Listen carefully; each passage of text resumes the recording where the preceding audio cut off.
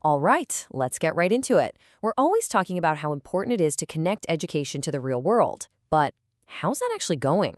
Today, we are tackling a really big question. Are students really ready for the workplace when they land that first big job? I mean, really think about it. You've aced the exams, you've got the grades, you finally land that internship. But then you walk in and it's a whole new world. The modern workplace has its own language, its own unwritten rules. That jump from a classroom to an office, it can be a massive shock. And this gap between being a good student and being a ready employee, it's a huge deal for everyone involved. Now, to try and solve this, we've seen the rise of something called work integrated learning, or WLL for short. It's the official term for things you've probably heard of, like co-ops and internships, but it's way more than just a summer job. It's supposed to be this formal partnership between the student, the school, and the company, all working together to blend theory with actual real-world practice. But here's the catch. Even with all these WIL programs popping up, there's still a major disconnect. We're going to call it the readiness gap. Because you have this amazing idea on one side, but on the other, you have the reality. And in that reality, a lot of students and employers are feeling pretty let down. And we're not talking about a small issue here. Just look at this number. A recent survey of Canadian companies found that a whopping 84% had a hard time finding people with the skills they actually needed. So this gap isn't just a feeling, it's a massive, quantifiable problem in the hiring world. And what's fascinating is that this frustration is a complete two-way street. You talk to employers, and they'll say, look, new grads are smart, but they're missing practical skills, they struggle with teamwork, and the attention to detail just isn't there. But then you talk to the students, and they feel just as lost. They're thinking, I don't know the office politics, I'm nervous about my people skills, and I feel like my lack of experience is holding me back. This quote from the research just nails the employer's point of view. In school, you're trained to write these long, detailed academic reports. But in a business, they need practical, actionable advice. It's a totally different mindset, and that's where the expectations clash. And on the flip side, this quote gets right to the heart of what students are feeling. It's not about the work itself sometimes. It's about figuring out the culture, the inside jokes, who you're supposed to CC on an email, how things really get done around here. It's like a whole secret curriculum they were never taught. Okay, so that's the problem. It's a big one. The question is, how do we fix it? Well, the research we're looking at today argues that the solution isn't just about getting more internships. It's about changing the curriculum itself.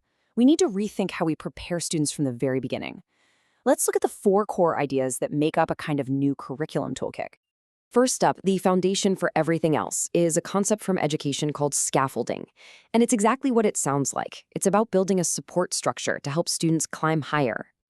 The easiest way to think about this is like learning to ride a bike. You start with training wheels, right? They give you the support you need. Then, as you get better and more confident, you take them off. In the classroom, this means you don't just throw a student into a complex project. You build up the skills piece by piece, so by the time they get to the workplace, they already have the balance they need.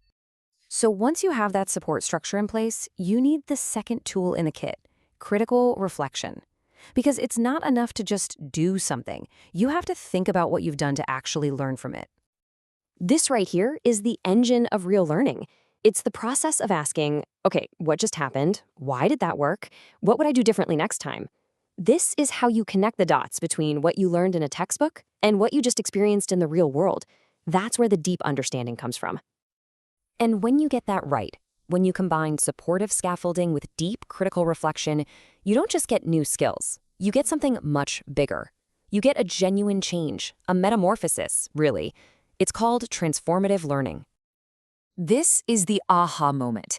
It's that light bulb that goes off when a student's whole perspective shifts. They stop thinking like a student who needs to pass a test and start thinking like a professional who needs to solve a problem. That change in mindset is the real game changer. And once that transformation happens, once that new perspective clicks into place, the student is ready for the final piece of the puzzle. They're ready to develop what we call agency.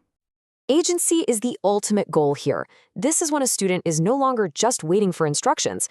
They can make their own calls, use their professional judgment, and really own their work. They become a proactive, confident problem solver, not just a trainee. So that's the theory, the toolkit. But how do you actually do this stuff in a real classroom? Well, the research lays out a practical playbook with 4 innovative teaching methods to bring all these ideas to life. Let's break this down. The playbook connects specific teaching strategies to the exact skills employers are looking for. So, problem-based learning, that's where you throw a team a messy real-world problem and they have to solve it together. Boom, teamwork skills. Digital game-based learning lets students make critical decisions in a safe simulation. Cooperative learning is all about building those interpersonal skills through group work. And case-based learning, that's like being a consultant for a day, tackling a real industry challenge. Okay, let's pull it all together now. We have this theoretical toolkit and this practical playbook. How do they work together to finally build a bridge over that readiness gap we started with? Well, the path is actually pretty clear when you lay it out. Step 1, you use the playbook in the classroom. Step 2, those methods build the foundational skills from our toolkit, the scaffolding, the reflection, that transformation, and ultimately agency. Step 3, that's what bridges the gap. And step 4, that's when you get real success in work-integrated learning for everybody. So, if there's one single thing to take away from all this, it's this. Getting students ready for the workplace isn't about a single workshop or one internship. It is a fundamental curriculum design challenge. It has to be woven into the fabric of their entire education from day one. And that leaves us with a final, massive question. In a world where the future of work is changing by the second, how can we make sure our education systems are evolving just as fast so that every single student graduates not just with a degree, but with true readiness for whatever comes next?